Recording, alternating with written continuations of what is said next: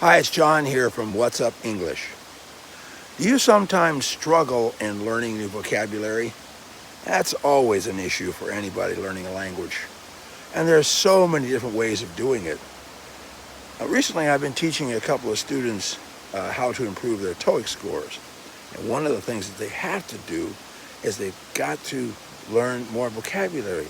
And they have to learn a lot of vocabulary in a fast time or quickly.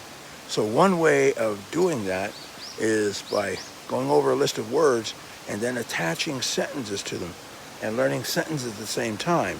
Now that doesn't mean that you have to memorize a sentence, but you need to understand that vocabulary words need to be learned in context of sentences because that's where the meanings are derived. And that's why words change meaning over time.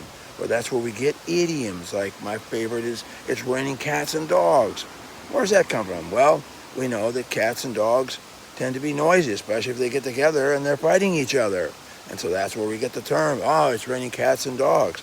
So that's where those kind of things come from. Now, I'm not sure that that's exactly where that idiom came from, but you could spot a lot of idioms and say, oh, it came from when the person made that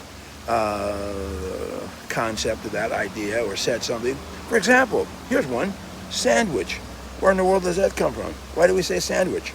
Everybody probably in the whole world knows what that is in English.